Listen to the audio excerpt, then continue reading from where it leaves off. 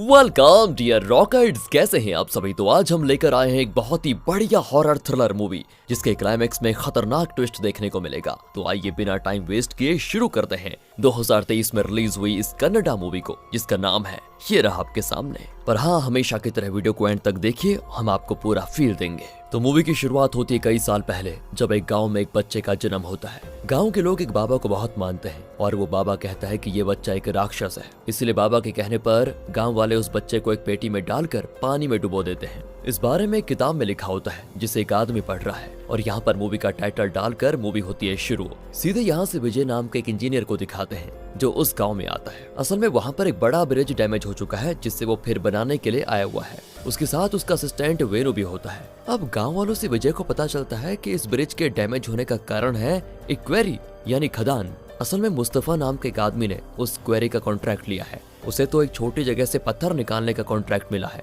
लेकिन फिर भी वो बहुत बड़े एरिया पर कब्जा कर बैठा है और बहुत ज्यादा पत्थरों को खुरीद कर वहां से लेके जा रहा है। उसकी ढेर सारी लॉरीज आए दिन इस ब्रिज से आती जाती रहती है, जिसकी वजह से ब्रिज जल्दी डैमेज हो गया है। विजय जब उस ब्रिज की जांच करने लग जाता है और उसके डैमेज के बारे में अपने सीनियर ऑफिसर्स को कॉल करके बता देता है, तब उसकी वाइफ नित्या कॉल करती है और वो भी यहाँ पर आने के लिए कहती है। विजय कहता है कि मैं सेटल हो चुका हूँ, तुम और छोटू आ जाओ। अगले ही दिन नित्या और इनका बेटा अरुण वहाँ पर आ जाते हैं। वेणु कहता है कि सर, आपका बेटा तो एकदम आप पे गया हुआ है, लेकिन विजय बताता है कि वो मेरा बेटा नहीं है। असल में अरुण नित्या की दीदी का बेटा है जिसके पेरेंट्स एक एक्सीडेंट में मारे गए थे। तब से अरुण इन्हीं के घर पर पल रहा है और ये दोनों उसे अपना बेटा मानते हैं। वेणु कहता है कि सॉरी सर, गलती हो गई। घर में एंटर करते ही अरुण अपने रिमोट कार से खेलने लग जाता है। वेणु उससे बात करता है लेकिन वो कोई जवाब नहीं देता। फिर नित्या बताती है कि वो बोल नहीं सकता। इस पर वेणु फिर माफी मांगता है। नित्या पूरे घर में घूमती है जो कि बहुत ही बड़ा होता है। उसे ये घर बहुत ही अच्छा लगता है। यहाँ विजय और वेणु मिलकर सामान वगैरह निकाल कर मस्त उसको अरेंज कर देते हैं। वेणु कहता है कि ठीक है, अब मैं चलता हूँ सर, कभी भी कोई जरूरत हो तो मुझे कॉल कर दीजिएगा।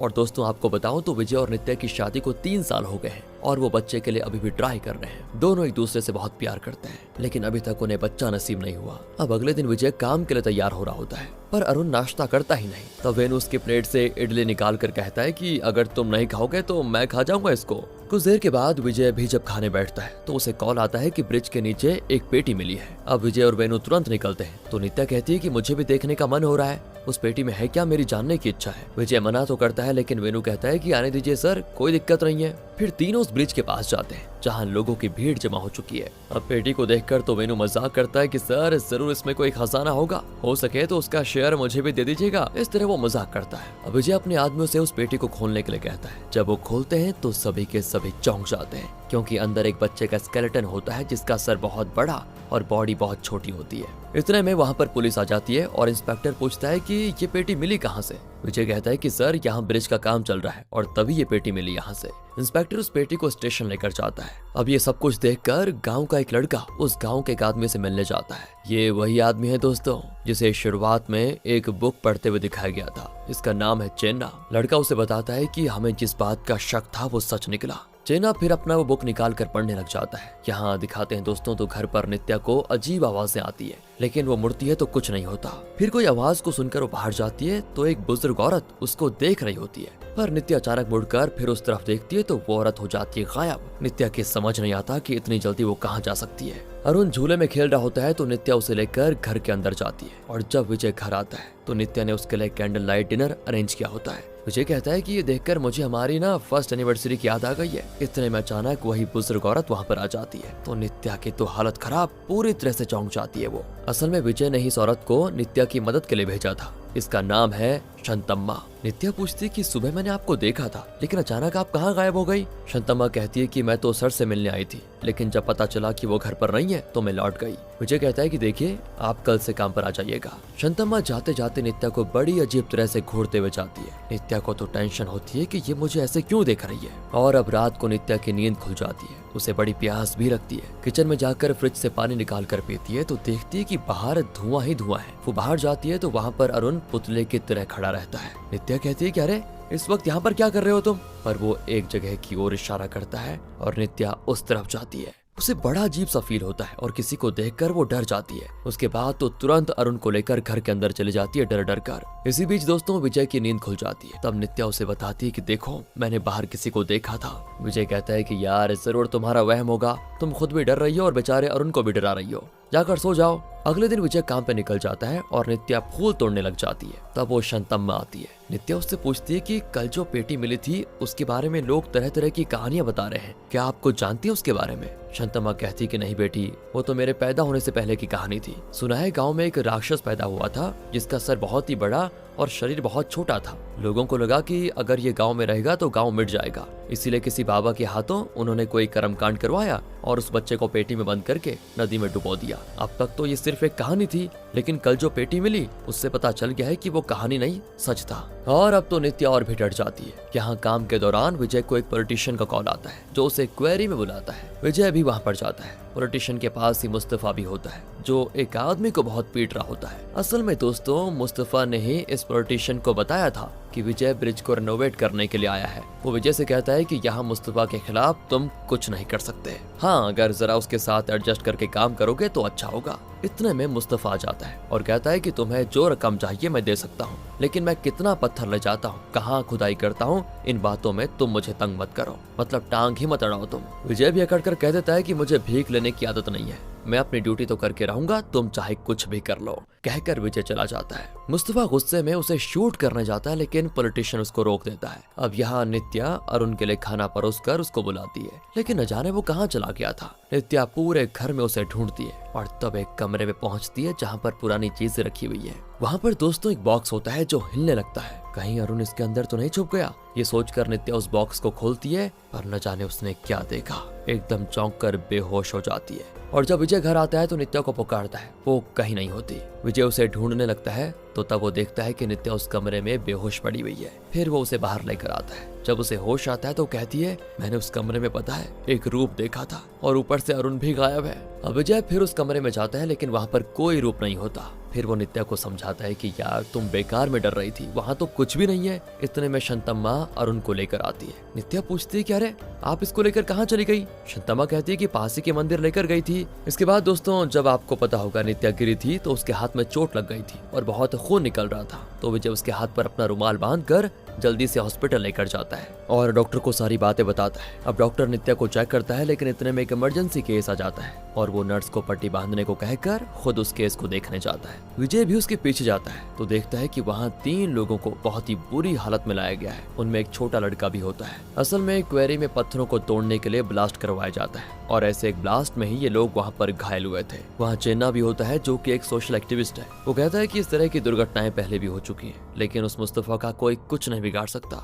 जब वो क्वेरी बंद होगी तब यहाँ के लोग जिंदा बच पाएंगे, नहीं तो लोग इस कदर मरते ही रहेंगे। तो वो विजय से पूछता है कि क्या तुम ही नए इंजीनियर हो? वो कहता है कि हाँ मैं ही नया इंजीनियर हूँ। इसके बाद यहाँ पर इनकी बातें चलती है और आगे डॉक्टर ने इसको ये भी बताया था दोस्तों कि नित्या प्रेग्नेंट हो गई है, इसीलिए वो नित्या और अरुण को मंदिर लेकर जाता है। नित्या कहती है कि ब्लास्ट में वो छोटा बच्चा फंस गया बेचारा। विजय कहता है कि देखो मैं इस बारे में अपने सीनियर से बात करने जा रहा हूँ, क्योंकि अगर इस तरह चलता रहा तो पता नहीं कितने बच्चे मरेंगे। नित्या यहाँ पर डरती भी है कि कहीं मेरे पति को कुछ प्रॉब्लम ना हो जाए, तो विजय कहता है कि देखो मैं सब कुछ मैनेज कर लूंगा, तुम फिक्र मत करो। पर इससे पहले कि विजय अपने सीनियर से बात करता, पॉलिटिशियन को पता चल जाता है कि विजय मुस्तफा के खिलाफ कुछ करने वाला है। तो पॉलिटिशियन मुस्तफा को बता देता है कि तुम्हारे खिलाफ ऐसा ऐसा होने वाला है। मुस्तफा भी कह देता है कि अब इस इंजीनियर को अच्छे से पाठ पढ़ाना ही होगा, वरना ये तो हमारे रास्ते का कांटा बनता जा रहा है। दूसरी ओर नित्या अपनी एक कजन को कॉल करके उसे अपनी प्रेगनेंसी के बारे में बताती है और कहती है मुझे डर लग रहा है यार। कजन कहती है कि अरे पिछली बार बच्चा गिर गया था, उसके बारे में जरा भी मत सोचो,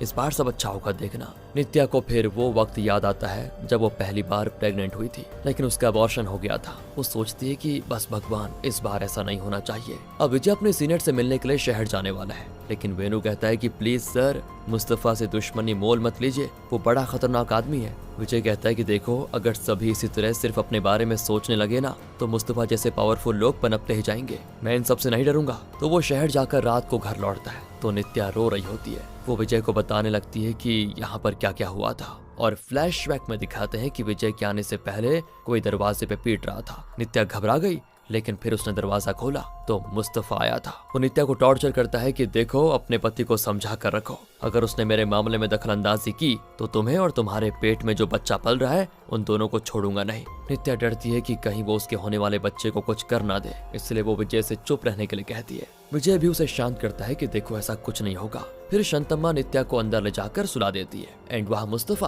बड़ा खुश होता है कि जिस तरह मैंने उस इंजीनियर की वाइफ को धमकाया उसके बाद तो लगता है वो मेरी परछाई भी छूने की कोशिश नहीं करेगा। लेकिन तब विजय वहाँ पर आता है और मुस्तफा के आदमी को खूब पीट पीट कर सबकी बैंड बजा देता है। सभी डर कर वहाँ से भाग जाते हैं। वो तो मुस्तफा को भी पीटने लगता है और आखिर में एक चाकू निकाल कर उसके खोपने जाता है। मुस्तफा यहाँ गिड़गिड़ाता है कि देखो ऐसा मत करो, लेकिन फिर भी विजय चाकू खोप देता है। यहाँ सीन होता है कट और अगले सीन में मुस्तफा वहाँ मरा पड़ा होता है और तभी पुलिस इंस्पेक्टर आ जाता है। मुस्तफा के आदमी बताते हैं कि इंजीनियर विजय आया था, उसी ने हम सबको मारा और शायद उसी ने ही मुस्तफा का कत्ल किया है। अगले दिन विजय के घर पर पुलिस आती है और उसे स्टेशन लेकर जाती है। वहाँ पे इंस्पेक्टर मुस्तफा के आदमी को पेल रहा होता है क्योंकि उसे शक है कि उन्होंने खुद ही मुस्तफा का कत्ल कर दिया होगा। फिर वो विजय से पूछताछ करता है और कहता है कि मुझे तुम पर भी शक है विजय। विजय कहता है कि मैंने उसका कत्ल नहीं किया। एंड यहाँ जब वेनु विजय के घर पर जाता है तो उसे पता चल जाता है कि विजय तो पुलिस स्टेशन में है। वो तुरंत वहाँ जाता है। विजय वेनु को भी बताता है कि देखो मैंने मुस्तफा का कत्ल नहीं किया। असल में विजय ने मुस्तफा के पास जमीन पर चाकू खोपा था और उसे वार्न किया था कि आइंदा मेरे परिवार को कुछ करने की कोशिश की तो मैं सच में तुम्हें मार डालूंगा।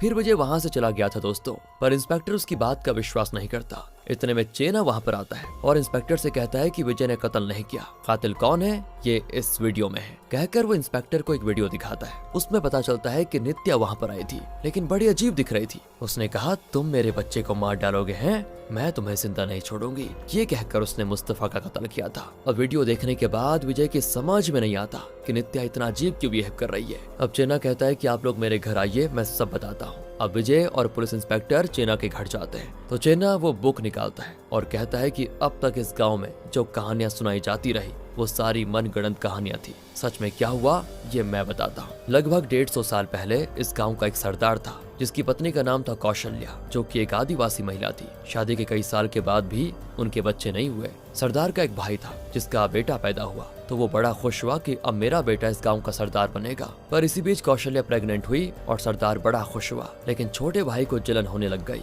कि अब उसका बेटा सरदार नहीं बनेगा। वो और उसकी वाइफ एक बाबा से बात करते हैं तो बाबा उन्हें एक घोल देता है जिसे अगर कौशल्या को थोड़ा थोड़ा पिलाया जाए तो उसका बच्चा पेट में ही मर जाएगा। ये दोनों भी कौशल्या की देखभाल करने के बहाने उसे वो घोल पिलाते रहे। जब कौशल्या का लेबर पेन शुरू हुआ तो वो तड़पने लगी और लगता है उसकी प्रेगनेंसी में कोई मुश्किलें भी थी। सरदार बैलगाड़ी में उसे वैद्य के पास लेकर जा रहा था, लेकिन तब उसके भाई के आदमियों ने सरदार पर हमला कर दिया और उसे मार डाला। इसी बीच कौशल्या का बच्चा पैदा हो गया था और वो बेहोश थी। सरदार का भाई उस बच्चे को मारने वाला था, लेकिन तब गाँव वाले आ गए थे तो वो ऐसा नाटक करने लगा जैसे वो अभी अभी वहाँ पर आया। गांव वालों के साथ वो बाबा भी होता है जिसने कौशल्या के बच्चे की जान लेने के लिए कोई घोल दिया था। कौशल्या के बेटे का सर थोड़ा बड़ा था और शरीर छोटा, तो बाबा कहने लगा कि ये बच्चा राक्षस है, इसलिए इसका सर इतना बड़ा है, इसके रहते इस गांव को बहुत खतरा होगा। लोग भी ये सुनकर डर जाते हैं, पर वो नहीं जानते कि सरदार का भाई और बाबा दोनों मिले हुए हैं। बाबा के कहने पर वो कौशल्या के बच्चे को एक पेटी में बंद करके नदी में डालने को तैयार हो जाते हैं। कौशल्या धीरे धीरे मर रही होती है। अब बाबा को लगता है कि अगर ये मरकर दूसरा जन्म लेगी तो जरूर हमसे बदला लेगी, इसलिए कौशल्या के मरने के बाद वो उसकी आत्मा को भी उस बच्चे के साथ पेटी में बंद कर देता है और फिर उसे नदी में डुबोया जाता है। प्रेजेंट में दिखाते हैं दोस्तों, जब से उस पेटी को विजय ने निकाला और उसे खोला तब से नित्या के अंदर कई बदलाव आने लगे थे। चेन्ना बताता है कि मुझे लगता है पेटी में बंद कौशल्या की आत्मा आजाद हो चुकी है और शायद वही नित्या के शरीर में घुस गई है। उसकी बातें इन्हें सच लगती है। अब इंस्पेक्टर विजय से कहता है कि मुस्तफा का केस मैं हैंडल कर लूंगा, तुम पहले जाकर अपनी वाइफ को देखो। विजय भी घर जाता है तो नित्या पूछती है क्या हुआ, पुलिस तुम्हें क्यों लेकर गई थी? विजय कहता है वो कुछ नहीं, मुस्तफा का कत्ल हुआ है और उन्हें लगा कि मैंने कत्ल किया है, पर अब उन्हें पता चल गया है कि मैं कातिल नहीं हूँ। अगले सीन में विजय सो रहा होता है कि अचानक से उस कमरे में आवाजें आती है और ये वही कमरा है जहाँ नित्या ने एक दिन किसी रूप को देखा था और बेहोश हो गई थी। विजय वहाँ पर जाता है और अपने फोन का टॉर्च ऑन करके हर तरफ देखता है। अचानक नित्या आकर उसका गला घोंटने लगती है। विजय चौंक कर उठता है ओह, तो ये सपना था। वो घबराकर दूसरे कमरे में जाता है जहाँ नित्या सो रही होती है। विजय उस पर अच्छे से चादर ओढ़ देता है। असल में नित्या पहले की तरह नॉर्मल नहीं है, ये सोचकर विजय बहुत परेशान होता है। उसकी परेशानी को देखकर वेणु कहता है कि सर, मैं एक झाड़ फूंक वाले को जानता हूँ, शायद वो कुछ आत्मा वगैरह का इलाज कर दे। विजय भी बेबस होकर मान जाता है। वेणु उस आदमी को फिर लेकर आ जाता है वहाँ पर, लेकिन वो नीम के पत्तों का गुच्छा बनाकर नित्या के सर पर खूब मारता है और ये देखकर विजय गुस्से में उस आदमी को पकड़ पकड़ कर पीटता है और घर से ही निकाल देता है। सोचता है कि ये ढोंगीपन है। नित्या अब दिन प्रतिदिन बीमार होने लग जाती है और प्रेगनेंसी के वक्त उसका ऐसा होना विजय को बहुत दुखी कर देता है। अब चेना विजय से कहता है कि मैं एक प्रोफेसर को जानता हूँ जो आत्मा के बारे में स्टडी करते हैं, शायद वो तुम्हारी कोई मदद कर दे। कहकर वो विजय को उस प्रोफेसर के पास लेकर जाता है, पर प्रोफेसर का असिस्टेंट कहता है कि वो किसी से नहीं मिलते। विजय इसके बाद बहुत रिक्वेस्ट करता है कि प्लीज हमें उनसे मिलवा लीजिए, तो वो उन्हें प्रोफेसर के पास लेकर चला जाता है। लेकिन यहाँ प्रोफेसर ये कहता है कि मैं अब कोई भी केस नहीं देखता, तुम लोग जा सकते हो। विजय भी गुस्से में ये कहकर निकल जाता है कि एक बात बताइए, अगर आपकी बेटी के साथ ऐसा कुछ होता तब भी आप कुछ नहीं करते क्या? तब असिस्टेंट बाहर आकर कहता है कि प्रोफेसर की वाइफ और बेटी एक एक्सीडेंट में जान गंवा बैठे, तब से वो कोई केस नहीं लेते हैं और घर पर ही पड़े रहते हैं बस। अब जब विजय घर आता है तो नित्या शंतम्मा का गला घोंट रही होती है। एन वक्त पर विजय और वेणु नित्या को कंट्रोल कर लेते हैं और शंतम्मा को बचा लेते हैं। विजय शंतम्मा से पूछता है कि यहाँ क्या हुआ? कहती है मैंने दूध में केसर मिलाकर नित्या को दिया और कहा कि इससे बच्चे की सेहत अच्छी बनेगी, पर वो मेरा गला दबाने लग गई कि तुम मुझे जहर पिलाकर मेरे बच्चे को मार डालना चाहती हो। नित्या के इस बर्ताव के लिए विजय शंतम्मा से माफी मांगता है और कहता है कि अब आप प्लीज घर जाइए। तभी वेणु पूछता है कि उस प्रोफेसर से मिले क्या? विजय कहता है कि मिला तो था, लेकिन उन्होंने मदद करने से इनकार कर दिया, वो कोई केस लेना ही नहीं चाहते। सुबह दोस्तों वेणु विजय को जगाकर कहता है वो प्रोफेसर आया हुआ है। असल में विजय ने जो उससे कहा था कि अगर आपकी बेटी के साथ ऐसा कुछ होता तो क्या आप चुप रहते, ये बात प्रोफेसर को चुभ गई और वो इनकी मदद के लिए आ गया है। प्रोफेसर अकेला नित्या के कमरे में जाता है तो वो तो उस पर हमला करने लगती है, पर प्रोफेसर ज्यादा रिएक्ट नहीं करता और नित्या को बहुत ध्यान से देखता है। फिर वो बताता है कि 2-3 दिन में मैं उसे ठीक कर सकता हूँ। अब अगली सुबह नित्या अपने कमरे में नहीं होती, वो उसे ढूंढने लगते हैं तो वो कहीं जा रही होती है और लगता है उसे भूत चढ़ा है। यहाँ तक कि दोस्तों वो विजय और छेना पर भी हमला करने लगती है, लेकिन दोनों मिलकर उसे बेहोश करके घर लेकर आ जाते हैं। जब उसे होश आता है तो पता चलता है कि उसे चेन से बांध कर रखा गया है। उसके सामने होता है प्रोफेसर और कुछ अजीब और हाई वॉल्यूम की आवाजें निकालने की कोई सेटिंग भी की होती है। और तब प्रोफेसर कहता है कि सुनो कौशल्या, ये तुम्हारा शरीर नहीं है, इसे छोड़कर चले जाओ। पर वो जिद करती है कि मैं नहीं जाऊंगी, मुझे इस बच्चे को देखना है। तब प्रोफेसर उस मशीन को ऑन करता है जिससे बहुत ही हाई वॉल्यूम की आवाजें आती है जो कि उससे बर्दाश्त नहीं होती। वो चेन को उखाड़ फेंकती है। इतना ही नहीं, वो सब पर हमला भी करने लगती है, लेकिन प्रोफेसर के कहने पर विजय वॉल्यूम को और बढ़ा देता है। नित्या फिर एकदम आउट ऑफ कंट्रोल हो जाती है और एक पॉइंट पर कौशल्या की आत्मा उन आवाजों को और बर्दाश्त नहीं कर पाती और नित्या का शरीर छोड़ देती है। फिर फाइनली नित्या नॉर्मल हो जाती है। अब नित्या आराम से सोने लगती है और प्रोफेसर विजय से कहता है अब कोई तकलीफ नहीं होगी। विजय भी कहता है कि आपका भूत भगाने के लिए बहुत बहुत शुक्रिया। प्रोफेसर कहता है कि तुम्हारी वाइफ के शरीर में कोई भूत था ही नहीं। और अब विजय और छेना शॉक हो जाते हैं कि ये आप क्या कह रहे हैं। अब दोस्तों प्रोफेसर सच रिवील करता है। असल में जब से नित्या ने उस पेटी से स्केलेटन को देखा तब से उसमें वो बहुत दिलचस्पी लेने लगी। हमें सिर्फ ये दिखाया गया था कि उसने उस स्केलेटन के बारे में शंतम्मा से पूछताछ की, पर असल में उसने इस बारे में छेना से भी पूछा था। छेना ने उसे सारी बातें एक्सप्लेन भी की थी। नित्या उसके बाद कौशल्या की कहानी जान चुकी थी और वो खुद को कौशल्या की जगह पर कल्पना करने लगी और खुद को कौशल्या समझने लगी। धीरे धीरे वो कौशल्या में बदल गई और क्योंकि नित्या प्रेग्नेंट है इसीलिए वो कौशल्या का दर्द अपने अंदर महसूस करने लगी और उसी की तरह बर्ताव भी करने लगी। एक तरह का दोस्तों मल्टीपल पर्सनैलिटी डिसऑर्डर। लेकिन अब प्रोफेसर कहता है आगे उसे ये बातें समझाना मेरे लिए बहुत मुश्किल था, इसलिए उसे विश्वास दिलाने के लिए मुझे भूत भगाने का ये नाटक करना पड़ा। और अब सारी बातें साफ हो जाती हैं और विजय उसे थैंक करके विदा करता है। बाकी लोगों ने जो विजय की मदद की थी उन सबको थैंक करके विजय अपनी वाइफ को लेकर निकल जाता है। इसी के साथ दोस्तों ये मूवी यहाँ पर होती है खत्म। बाकी अगर आपको वीडियो अच्छी लगी हो, एक्सप्लेनेशन अच्छा लगा हो तो लाइक कीजिए, ज्यादा से ज्यादा शेयर कीजिए। ध्यान रखिएगा अपना। Thanks for watching.